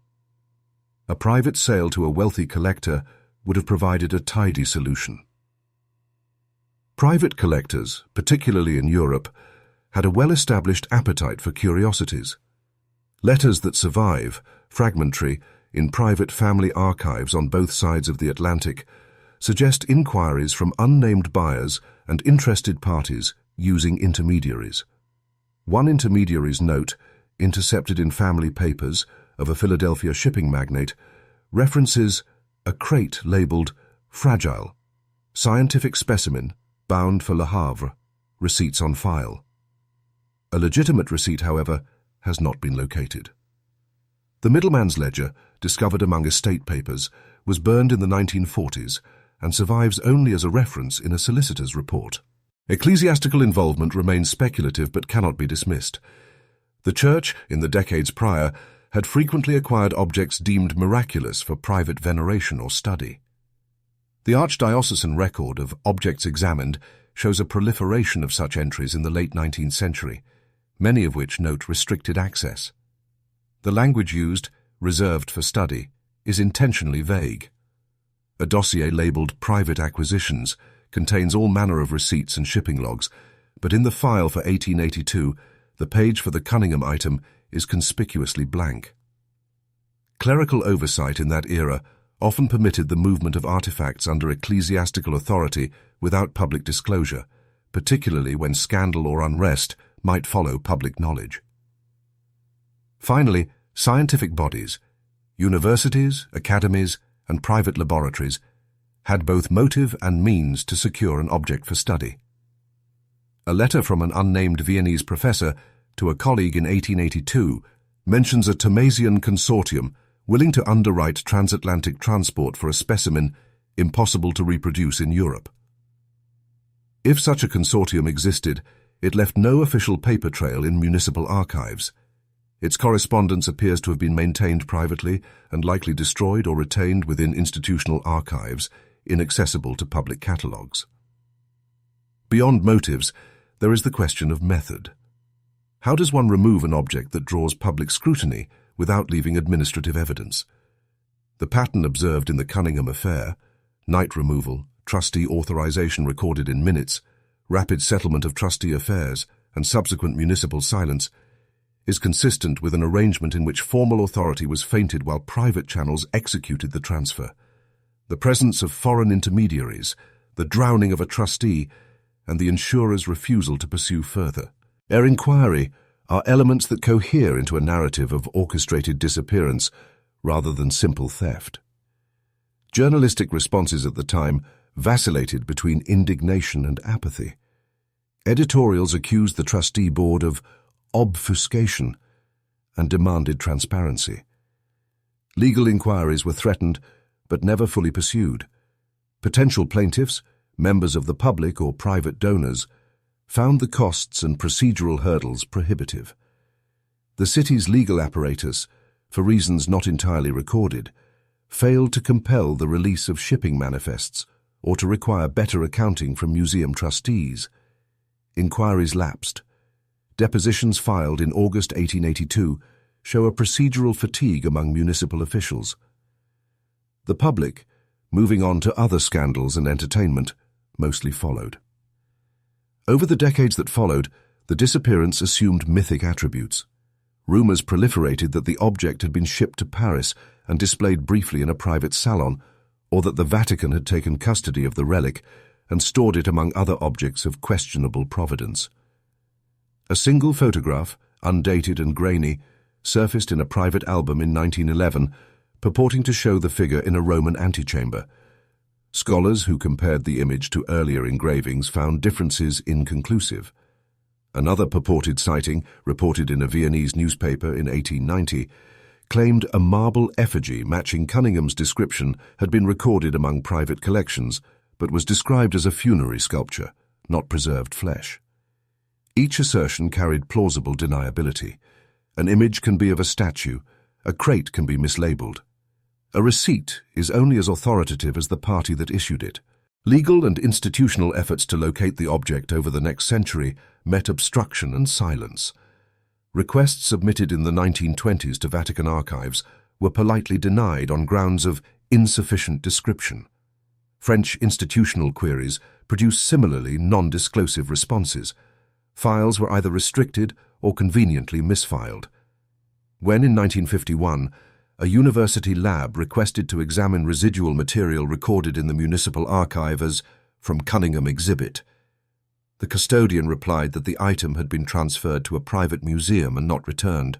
The incident, known in modern curatorial archives as the 1973 photograph case, began not in a museum or laboratory, but in the margin of an obscure art quarterly, Revue des Objets Singuliers, Volume 12, published in Lyon. On page 47, beneath an article concerning neoclassical funerary sculpture of southern France, appeared a black-and-white image of a female figure under glass. The caption read simply, "Collection privée, Languedoc, date inconnue." The photograph measured 7 by 9 centimeters. It was credited to an unnamed contributor and bore no watermark. The object depicted appeared at first to be a marble effigy, life-sized, robed, positioned upright before a window curtained in lace. Yet those who knew the older histories recognized the features at once: the narrow jawline, the high brow, the faint tear-shaped mark beneath the right eye. The pose was unmistakable, hands folded, head inclined slightly, as if mid-breath. When the image reached the attention of Dr. Samuel Waincroft, a curator with the British Institute of Material Conservation, he annotated the margin in red pencil. "Resembles Devereaux case. Compare with 1868 photographs. Note identical asymmetry at right eyelid." His remark, entered quietly in the Institute's interlibrary circulation copy, would trigger what later scholars termed the last verifiable ripple of the Devereaux phenomenon.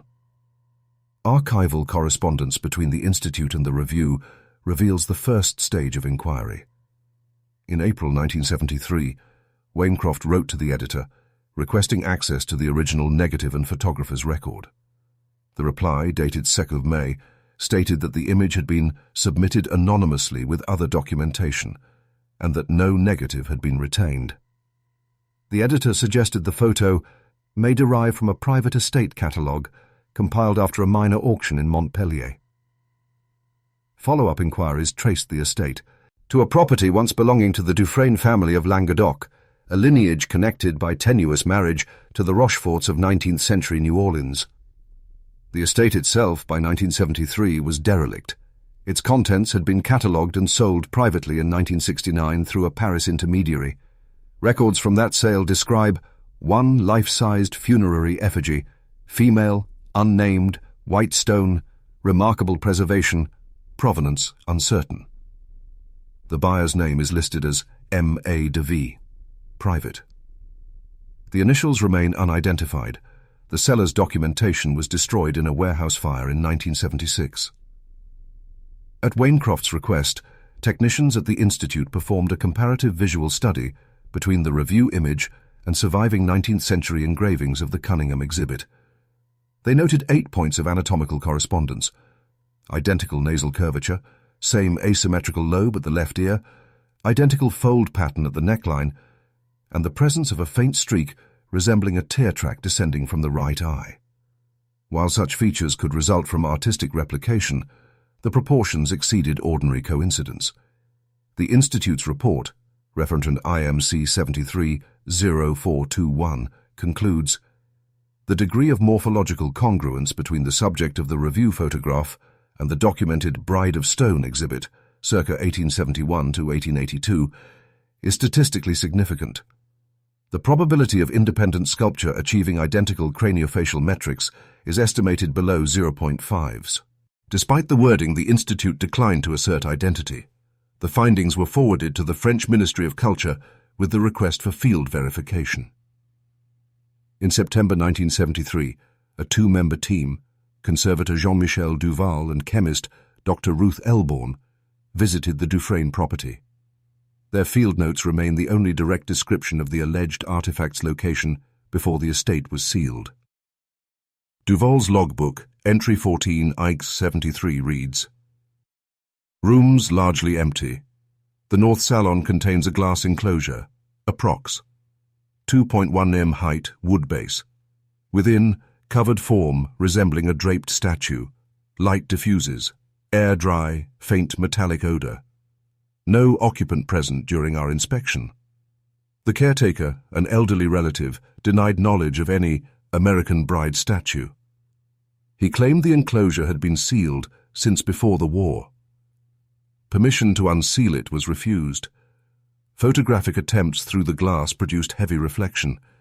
Images show only silhouette.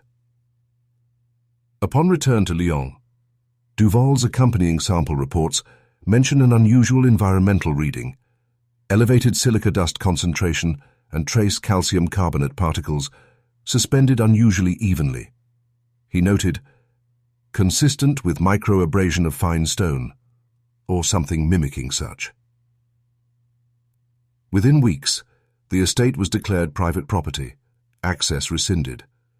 The ministry's correspondence ceased. In early 1974, Wainecroft obtained an enlarged print of the review photograph for analysis. The Institute's materials department, using scanning microdensitometry, examined surface reflectivity and textural patterns. Their report, IMC 74009, found surface irregularities inconsistent with carved marble. Reflectivity varied along organic gradients rather than chisel planes. Micro-contrast suggested semi-translucent material beneath a hardened outer layer. Dr. Elborn, reviewing the data, noted that the highlights clues turned around capillary zones typical of living skin under specific light frequencies. The reflection pattern does not behave as a calcite crystal matrix. Rather, it behaves as a dense keratin surface sealed by vitrified layer, a structure that, if biological, would correspond to skin mineralized in situ. When the analysis was published internally, the ministry declined comment. Publicly, the review issued a correction in its next issue, describing the figure as definitively marble and discouraging speculation. No physical examination was ever sanctioned. By mid-1974, the incident had entered the domain of rumor and denial. The editor of Revue des Objets Singuliers released a short statement disavowing unwarranted sensational readings. French newspapers ignored the subject. The British Institute closed its file in 1975, citing insufficient evidence of authenticity. Yet behind the closure, correspondences reveal quiet unease. In a confidential memo dated 3rd of February 1975, Elborn wrote to Wainecroft, "There is something peculiar about the surface granularity.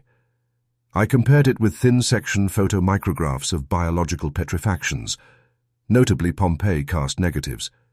The gradients align. It is as though the material underwent mineral deposition along pre-existing organic tissue. The term lithification is apt, but the precision, the absence of collapse, suggests an unknown process, slower than chemical precipitation, yet more perfect than fossilization." Shortly after the memo was circulated, Elborn resigned from the Institute and emigrated to Canada. Her notes were sealed under 30-year confidentiality.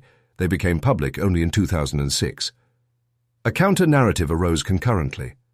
Several French art historians argued that the figure depicted was in fact the work of sculptor Étienne Larocque, 1825 to 1880, titled L'Épouse inachevée. No catalogue of Larocque's works includes such a piece. The style of the drapery, they conceded, was inconsistent with Larocque's chiseling technique. The claim persists mainly as an academic placeholder, a rational entry for an irrational artifact. Advancements in image analysis during the late 20th century renewed limited interest. In 1998, digital specialists at the Sorbonne's Art Forensics Department rescanned the 1973 print. Their enhanced rendering identified subtle variances in tone consistent with subdermal shadowing, the kind produced by translucence of human tissue rather than marble opacity. A 2003 independent laboratory employing spectrographic reflectance estimation found the highlights corresponded to a refractive index near 1.43, significantly lower than marble, 1.49 to 1.66, but close to keratinized biological matter impregnated with silica. No definitive conclusion emerged. Both teams recommended direct physical sampling, which was never permitted. The estate's current owners, inheritors of the Dufresne line, have consistently denied requests for entry, citing family privacy and respect for funerary heritage. Only peripheral traces remain to support the 1973 photograph's authenticity. The review's original print vanished after its library moved in 1981. Surviving microfilm copies display degradation lines. Wainecroft's correspondence, preserved in the Institute's archive, includes a note written in his hand shortly before retirement. "I have no wish to chase ghosts. But if the object still exists, it will not weather. Marble ages. Flesh does not remain immaculate unless it was never alive or never died." He underlined the final phrase twice. A subsequent annotation by an anonymous archivist in blue pencil reads, "Note resemblance to early Barthes terminology. Biological lithification. Possible continuity. Officially, the case is classified under unsubstantiated provenance." The French Ministry's 1975 closure memo concludes, "No credible evidence links the photographed object to any individual of historical record. Description of biological texture remains conjectural. No further action warranted." However, among internal communications released decades later under the Cultural Transparency Directive, 2004, one memorandum stands apart. It was addressed from the Ministry's Division of Heritage Security to the Archdiocese of Lyon. Photograph corresponds with restricted object described in Ecclesiastical File number 88B. Request to maintain confidentiality until further notice. File 88B remains sealed. Today, researchers can access only reproductions of the 1973 photograph, often several generations removed. Each copy bears identical anomalies: the reflection of a window pane, a pattern of curtain lace, the glint of light across the subject's right cheek. In every iteration, the faint tear remains visible, positioned exactly as it was in engravings from a century prior. Forensic attempts to date the image through paper aging and chemical residue place the print's origin between 1965 and 1970, compatible with the 1973 publication date. No negative has ever surfaced. When interviewed in 1984, the review's retired editor offered a brief comment. "The photo arrived by post. No return address. Only a note. She waits again for the light. We assumed it was poetic, nothing more." From a purely evidentiary standpoint, the 1973 photograph remains an anomaly, too detailed to dismiss as coincidence, yet too undocumented to authenticate. The art historical framework collapses where the biological hypothesis begins. The biological hypothesis collapses for lack of specimen. The object, whether marble, tissue, or composite, exists in a liminal record, an image without origin, an artifact without custody. Each investigation ends at the same wall of silence: estate gates closed, archives sealed, custodians declining. The last formal inquiry, filed in 2007 by the European Conservation Council, was returned with the notation, "Subject untraceable." And yet, in the degraded image that circulates among researchers, her expression remains unchanged. That subtle falter of the lips, the unblinking gaze, the tear that should have dried a century before. Under magnification, the surface shows no crack, no dust, no erosion. The skin, if skin it is, remains luminous. There is no signature, no sculptor's mark, no inscription. Only the stillness, suspended in grayscale, repeating across copies as if time itself had forgotten to proceed. Experts continue to cite coincidence, material illusion, photographic artifact. But those who studied the earliest depictions, who remember the lost exhibition in New Orleans, recognize the geometry of the face with the certainty of recognition, and record privately what the institutions will not: that she has never aged, that marble weathers, and that flesh, once turned to stone, does not forget, does not. In the official registries of Orleans Parish, The name Eleanor Devereaux no longer appears. Her baptismal record remains, yellowed and curling at the edges, but every document after 1852 vanishes into blank space, as if the paper itself forgot her.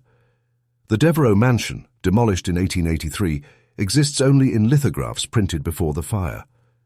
The marble bride, once the centerpiece of a private museum, is now cited only in regional folklore studies and obscure pathology journals published during the 1890s. Yet even there, her existence is treated as rumor.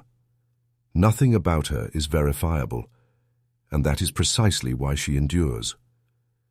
What remains are fragments, notarized statements, unsigned letters, shipping manifests missing dates. A photograph printed in L'Art funéraire moderne in 1973, grainy, unfocused, but unmistakably depicting the same features once described in the Devereaux autopsy notes. A pale woman, eyes slightly parted, veil descending to her wrists, the faint trace of a tear carved into the marble surface beneath her right eye. Experts dismissed it as coincidence. An anonymous funerary sculpture echoing an old legend. But in the margins of the journal, a note in pencil reads, "Surface lacks tool marks. Texture inconsistent with quarried stone." The handwriting is unknown. Modern forensic pathology has attempted more than once to reconstruct what might have happened. The leading explanation, published in 1998 by Dr. Howard P. Lerman in the Journal of Rare Biochemical Phenomena, proposed a form of spontaneous dermal calcification triggered by prolonged mercury exposure. The theory was methodical, grounded in known chemistry, and immediately undermined by its own impossibility. No known instance of mercury-induced calcification produces a body so intact, so luminous, or so resistant to decay. Lerman himself admitted, in his closing statement, that the phenomenon, as described in period documents, exceeds both pathology and preservation. Others approached the case from a cultural perspective. Anthropologists at Tulane University examined parish folklore and concluded that the Bride of New Orleans served as a psychological monument to the era's anxiety about mortality and faith, a story born from fear of unburied corpses during the cholera epidemics. To them, Eleanor was never real. She was a narrative vessel, a cautionary emblem of vanity, purity, and punishment.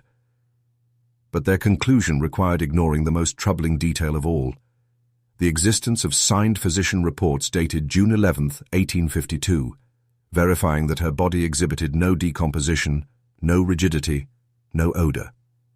3 separate signatures attest to the same observation. None of those physicians could explain what they saw. By the early 20th century, what little remained of the evidence had dispersed. The Barthez journals, containing Dr. Lucien Barthez's chemical notes from 1869, were auctioned in Paris in 1904, purchased by a private collector and never seen again. The plaster casts taken from the Devereaux chamber during the 1868 rediscovery were catalogued by the Musée d'Histoire Naturelle in 1872, but no longer appear in its archives. Even the photographs taken during the museum era, sepia exposures of the room, the case, the figure, were reported stolen from a private residence in Lyon in 1927. What persists are echoes. Each decade, the story resurfaces, a newspaper column, a magazine piece, a speculative documentary. In 1938, a writer for Le Monde Illustré claimed to have seen the statue in the cellar of a convent near Rouen. In 1952, during the centenary of her supposed death, local papers in New Orleans reprinted her story beside advertisements for wedding gowns, calling her the bride who never died. And in 1973, that single photograph reignited all of it, a brief flash of obsession, a rediscovered myth dressed as art history. Then, once again, silence. The science remains inconclusive. The American Journal of Pathological Studies in 2004 published a retrospective under the title Organic Lithification, a review of historical myths and documented cases. Eleanor's name appeared in the appendix with a note reading, "Insufficient data, no verifiable remains, possible cultural fabrication." Yet the very language of dismissal betrays uncertainty. If the case were truly fiction, it would not require continuous retraction. Something persists, a residue of fact too inconvenient to erase completely. Religious institutions, when questioned, have offered no comment. The Archdiocese of New Orleans maintains no record of the Devereaux family burial plots, despite parish maps confirming their existence as late as 1874. The Vatican's archival index, declassified in part during the late 1990s, contains no mention of the Bride of New Orleans or of Barthés's notes. But among private correspondences of the Congregation for the Doctrine of the Faith, there exists a letter dated September 1883 referring cryptically to a specimen of incorruptible flesh preserved against nature. The letter is unsigned, the origin unknown. Forensic historians attempting to trace the supposed European transfer of the statue find themselves at a dead end. Shipping ledgers from the port of New Orleans between 1880 and 1883 show several unregistered crates consigned under pseudonyms Maison D, PDL, and ER, but none provide weight or content descriptions. The manifests for those shipments were destroyed during an office flood in 1891. And yet, one customs officer's personal diary, discovered in 1959, includes an entry for July 2, 1882. 3 crates, ivory-colored, no scent of rot. Handlers instructed not to inspect contents. Beyond the fragments of documentation, there is the silence, the long, uninterrupted absence that followed. For almost a century, Eleanor Devereaux was not spoken of. Her name did not appear in scholarly publications, nor in local folklore indexes. It was as if a collective amnesia settled over the story. Some attribute this to disinterest, others to deliberate suppression. Historians who examined the phenomenon of vanished urban legends describe it as a social defense mechanism, a way for a community to repress what it cannot rationalize. The human mind, after all, demands closure. When none is possible, it turns away. But the photographs remain. The 1973 image, even in its degradation, reveals something profoundly unsettling. Under magnification, the texture of the skin displays microfractures consistent with mineralized organic matter, not sculpted stone. There are no chisel traces, no abrasions typical of statuary. The veil appears woven, yet it too has crystallized. Each thread stiff, translucent, refracting light like glass filaments. The most inexplicable detail lies in the eyes, a faint, diffused reflection, as if moisture remained beneath the corneal layer. Laboratory attempts to replicate the effect with marble and plaster have failed. If Eleanor Devereaux existed, if the body that stood in the Devereaux mansion was indeed human, then her condition defies both pathology and physics. For all practical purposes, she should not exist. And yet, from the moment of her collapse to her final recorded sighting, not a single observer described her as decomposed. Even Barthés, whose death was attributed to mineral poisoning, maintained in his final notes, "The specimen is neither dead nor alive. She exists in suspension." Suspension. That word appears again and again across every document, journal, and recollection. Suspension of breath, suspension of decay, suspension of belief. It is as though the laws governing time itself hesitated in her presence. Perhaps that is why the story persists. It does not offer terror, but paralysis. The notion that something once living could remain forever poised between animation and stillness, neither statue nor corpse, neither myth nor fact. Today, her image circulates online as a curiosity, detached from origin. The Bride of Stone has become digital folklore, a handful of blurred photos, copied and colorized, divorced from their context. Commenters speculate about hoaxes and secret burials, chemical accidents and cursed relics. But even in this diluted form, the same unease remains. There is something profoundly human about her stillness. Not death, but waiting. In modern pathology, there is a phrase used to describe inexplicable preservation: anomalous tissue stability. It denotes those rare cases where biological material resists decay without apparent cause. Most are explained eventually: embalming residues, environmental sealing, contaminants. But every field harbors its exceptions, and every exception hides its lesson. Eleanor Devereaux stands as that lesson, a reminder that the body is not always obedient to the boundaries of science, and that history itself can petrify what it cannot understand. If she still exists, wherever she stands now, she would be nearly 2 centuries old, her surface unblemished, her form unchanged. Perhaps she remains in a private chamber somewhere across the sea, behind locked doors and dust-covered glass. Perhaps she was ground down, studied, rendered into anonymous fragments on a laboratory slide. Or perhaps she remains intact, silent as ever, waiting for the world to catch up to her. There are stories that, at close like coffins, sealed, complete, forgotten. And there are those that refuse burial, that persist through absence, that erode certainty simply by existing. The Bride of New Orleans belongs to the latter. She does not end, she waits. Her silence outlasts the explanation. Her form defies decay. In a city built upon the bones of the drowned and the forgotten, her legend is less a haunting than a question, one that no discipline has yet dared to answer. And so the record remains open. Every hypothesis collapses beneath its own weight. Every denial leaves a residue of doubt. There is no proof she ever lived, and yet too much evidence that she once did. The archive offers only stillness, pages filled with names, crossed out, and one that will not fade. Eleanor Devereaux, The Bride That Never Died.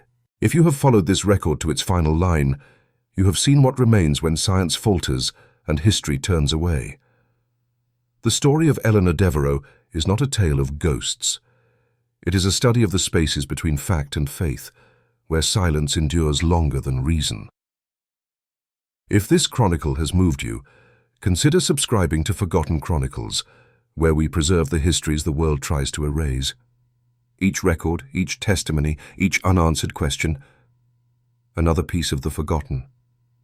Until next time, keep your eyes open, and remember, some stories do not die. They wait.